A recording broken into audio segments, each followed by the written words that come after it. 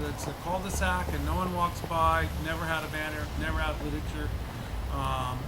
Boulder even changed its name to Food Rescue. Portland used to feed 200 people 7 days a week at downtown by Burnside Bridge, was super active. Eventually, somehow, they ended up in a little neighborhood park, no literature, no banner. LA serves at 9 o'clock at night with no literature or banner at Pershing Square Park. Has no, that I don't even think they realize that, even though I've talked to them about it. So I made a flyer about that. It was so frustrating because to me, I want to change conditions so no one has to live on the streets and no one has to eat at a soup kitchen. So you don't do that by just continuing the idea that of handing out food only.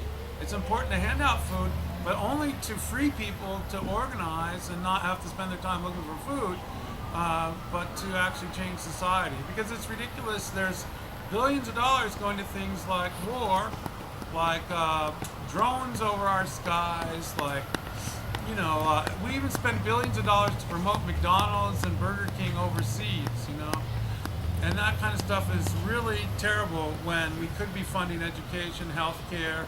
A lot of people live on the streets because they had a healthcare emergency and lost their homes or couldn't pay their rent. I mean, and that's what the name Food Not Bombs is about. It is not about personal failure and everybody's homeless because they forgot how to rent an apartment or they didn't know how to go get a job. It's because the economy is organized in such a way that, you know, 1 in 2 Americans are struggling to survive, and poverty is increasing dramatically in this country. And it's not, and the charity model is, all the people, you know, a lot of time what their emphasis is that people are poor because they had personal failings. If they're closer to God, if they prayed more, if they, you know, had better morality of some nature, if they stopped being lazy, something like that, then they wouldn't be poor. But how many homeless people in America have 2 or 3 jobs? Literally tens of thousands of Americans live on the streets who work 2 or 3 jobs. You know, and but they just happen to not work jobs that pay enough for a deposit on an apartment and such like that. Or they don't have proper ID, or they're going to lose their Social Security if they get a job, things like that. There's many reasons why people are living on the streets, but not one of them is not that they are moral failures. That is one clear thing. And so that struggle is really much more major in the United States. Now, I think in other countries like Ethiopia or Nigeria, you have it's more a struggle between groups like Food Not Bombs and NGOs that come in with huge SUVs, don't really connect with the people, they dump food onto people, which ruins the local economies, things like that. And there's a lot of good people working in those communities, but the policies of foreign aid are often, in many cases, more devastating than the actual aid that they're providing. And so that's why the model of Food Not Bombs, where everybody in Ethiopia that does Food Not Bombs is Ethiopian. Everybody in Indonesia that does Food Not Bombs is Indonesian. And they know what their struggles are and what they're trying to organize around. And, you know, these people are very, very smart. They're not, you know, a lot of people didn't go, I'm so dumb, I'm going to move to Africa and live without food. No. They were people born and raised in Africa, and colonialism happened to them. You know, so you know, I think that's you know, it's pretty amazing if we can all unite and organize and reach more people with these ideas. And there's some stunning things about charity in America. I worked for United Way in Arizona, and I was shocked that we actually told all of our agencies if we caught anyone protesting the war in Iraq, that we would cut off that agency's funding. So we had to have the managers tell all their employees, you cannot sign a petition, show up at the rally, and so on. And so we were micromanaging, you know, many people that work in these nonprofit groups that have heart. They wanted the best for the community, and many of them are not in support of war. But we are, you know, United Way was able to keep, because our funding came from David Monthan Air Base and from Raytheon Missile System. We were able to discourage lots of really great people from participating in their First Amendment right to protest the war in Iraq because they didn't want to hurt the funding of the agency that they were working at, and they didn't want to lose their job. Yet all those foundations should have just had funding. We shouldn't be having to raise money through United Way to pay for stuff that we should really be getting paid for by diverting the military spending towards stuff people need. Thank you. Yeah, is there any more? Yes. I'm wondering what kind of solutions for homelessness do you feel are promising and not and consistent with a model that's not just top down and charity driven? Well, I think the thing is that the idea of Food Not Bombs is inviting the people that live on the streets to participate in the local chapter, to make decisions by consensus, and then seek solutions that make sense in your community. And it's clear that one of the biggest reasons for homelessness right now is the policies of the banking industry.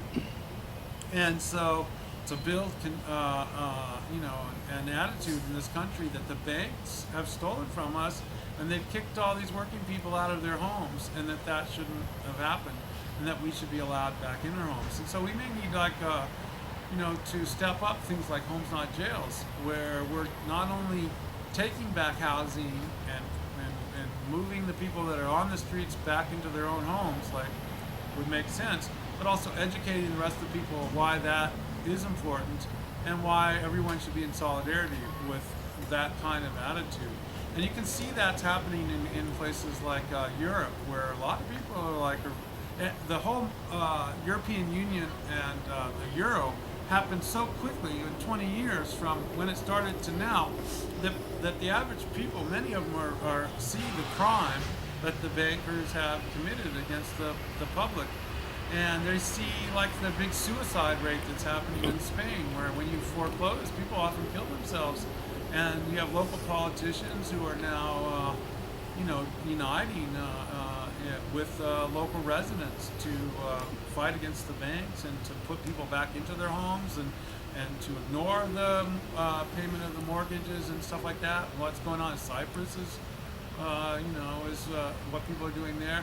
So there is this growing sense among regular people that we are being taken advantage of by the super rich. And so if we can create our own organizations and our own way of making our own democratic organizations and seeing really how, that the whole fiction of this banking industry and Monsanto and their whole corporate control of food and seeds and the fracking and all that stuff that, we need to really resist. And what's very inspiring is in Indonesia or Mexico, the people are risking their lives to fight back against these powers. And we really need to have that kind of consciousness in the United States, because America is where a lot of the world's problems emanate from. I used to live in Turkey, and I moved back here because I could see every day in Turkey that the problems the Turks were having were the U.S. government or the European government. And I figured, well, Turks can't come to America and resist the political system here and the economic system, but I certainly can. And so that's, even though it was very nice living there, I came back because we can have a lot of impact in America and in a positive way if we can change the ideas and consciousness of the American people. And that's why literature and a banner out on the street every week or every day, if we do a Food Not Bombs every day, is something really valuable. And to provide access to decision making to the people that are relying on the food to your local chapter. So, because that's information and education and knowledge that's really, really valuable to running a successful opposition to the system. Well, I realize that a lot of the people that have the jobs, especially those working with the government, seem to be complacent and prejudiced against the homeless and all that. But unfortunately, I kind of hate to say this, in the city of Chico, a lot of the homeless are complacent. I don't know how many times I've gone over to Central Plaza Park and asked people who want to come over to this meeting that we have once a month, homeless capitalist meeting, and they can't be bothered. And we don't really put out with it, and maybe I hate the day, but Food Not Bombs. I didn't know it was limited talking about. I didn't realize that female property got involved in the homeless situation around the world, and that shows the powerful. But I can see that we could do a lot here with this ways that maybe, before you're through with us, you could give us an idea as to what we can do a little better to organize our own people. There's maybe more closed businesses than there are closed up houses. Yeah. There's not so many that are abandoned and that are condemned type structures in Chico, but there's quite a few empty, unsaleable or unrentable business fronts and home. I do, and I think that your point that a lot of the homeless community represents the whole country, right? There's people that are just regular Americans, and they don't have access to information. They watch the mainstream media just like everybody else, and so it's really up to us to communicate to everyone, including the homeless community, why it's in their interest. And I do remember when George Bush first was elected. I was at a protest in San Francisco for the rights of homeless people, and a lot of the people there were like, "Oh yeah, Bush is strong and tough, and we need that." And they were all excited, and we were like, "Man, Bush is going to have policies that are going to make your life on the streets a lot worse." And they didn't get it. Of course, the same was true with Clinton, and the same was true with Obama. So it's a matter of really. That's why it's good to have literature, to encourage the debate at the meals, and to put up flyers all over town, and to create an atmosphere where people are encouraged to think critically about the economic and political system. And then finally, I get just so that people can go. I just had a funny conversation with this guy that was going on and on about how the homeless are just lazy and they should just go get a job and all that. And I hear that a fair bit over the years, but those people have often come back to me and said, "Oh wow, I just thought that people were stupid and they made bad decisions and that's why they lost their home, but I worked really hard and I did everything right and I lost my home. So you actually turned out to be right."